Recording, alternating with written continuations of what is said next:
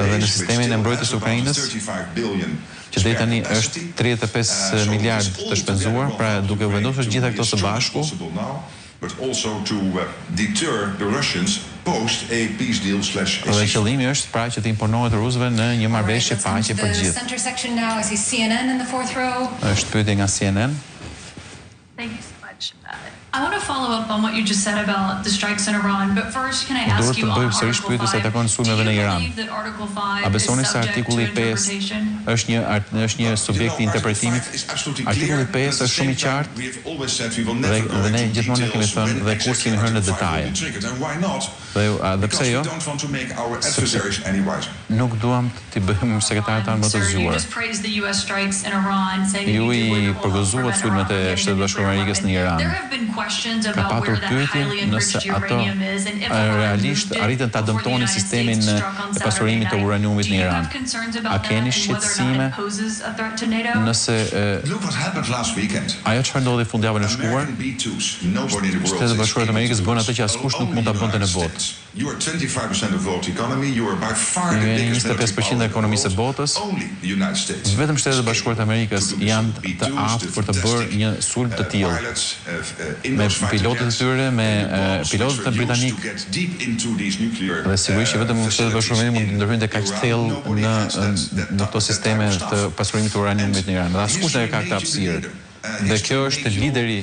Dhe kjo është çfarë bën një lider i madh, është ai që merr vendimet dhe bën aksionet. Ky është një operacion kirurgjikal për të nxjerrë sa më shumë dhe për të azisuar sa më shumë aftësitë e Iranit për të pasuruar uraniumin. Studime janë bërë, apo detajet akoma janë për të parë se cili ka qenë efekti i kësaj. Por mendoj që unë jam shumë optimist për suksesin dhe për rezultatet e arritura. Next question to the front row. There's a mic coming. Oh, yeah. Hello, Eelco Bos van Roosendaal, Nieuwsuur, Dutch TV. You're dealing with a very unpredictable president or friend who has been all over the map on Article 5 in the past. In his first term, he threatened to pull out of NATO, which he doesn't seem to do anymore. But how do you know, how are you certain that the Trump you're dealing with right now is the same version of Trump that you'll be dealing with for the rest of his term? A jenë sigurt se Trumpi që po diskutoni për negociacionin aktualisht do të jetë i njëjti dhe ai deri në fund të këtij mandati? Unë e di që ai është një njeri i besueshëm. Providing to NATO what we should provide in that sigurisht që Europa dhe Kanada nuk është se po japin NATO-s aq sa duhet të jepnin. Tani ne do duhet ta korrektojmë këtë. Mendoj që ai është një burr i forcës dhe një burr i paqes. Po flasim për presidentin Trump. Është një ka edhe aftësinë e tij për të urdhëruar avionet e tij dhe për të shkuar në Iran dhe më pas për të arritur paqen. Dhe ashtu si ai kërkoi që si Izraeli dhe Irani të respektonin anëpushimin. Dhe kjo tregoi një leadership shumë të madh të presidentit Trump. Dhe unë besoj këtë.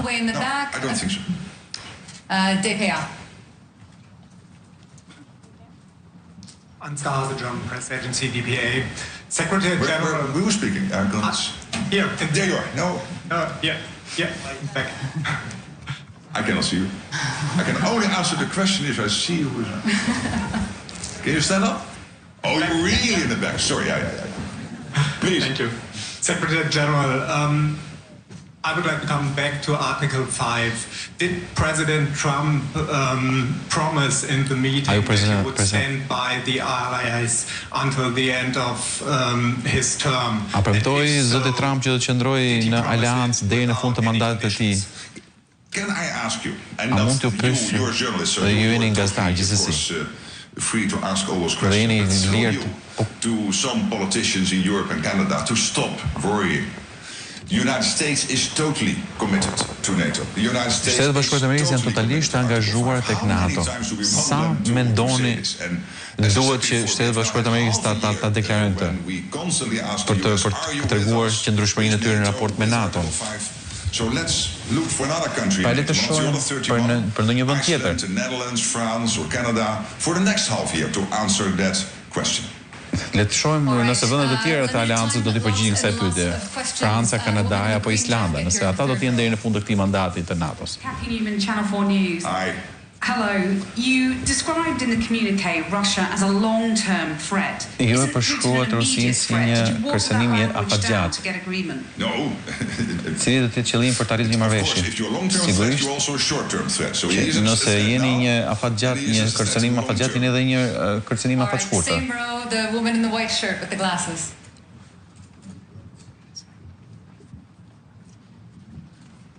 Thank you. Ida Havlikainen from Ilta-Sanomat, Finland. Mr. Secretary General, Russia has expanded its military infrastructure near Finland. Ka zgjeruar infrastrukturën e saj në kufit lindor. Cili është qëllimi i NATO-s i Rusisë në këtë opsion dhe cili do të jetë kundërpërgjigja e NATO-s?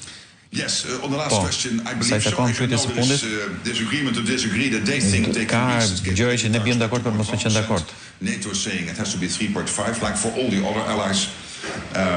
All allies will report on how they are getting to the capability targets, so we will see, and in 2029 we will anyway have a review of all of this. On your first question, sa i takon pyetjes parë, well, let's not be naive. Të mos bëhemi naiv sa i takon Rusisë. Sigurisht që atje ka betejë dhe lufta të paprovokuara Ukrainës, ndaj Ukrainës. Por në të njëjtën kohë, edhe nuk është from many senior military leaders in Europe, including the chief of defense in Germany, they are building up their armed forces and reconstituting their armed forces. Ushtri të re me një bazë e cila mund të jetë gati në 3 deri në 6 vjet për të paraballuar një sulm të mundshëm që do të ketë kundër NATO-s. Po, dhe sa i takon pyetjes më parë.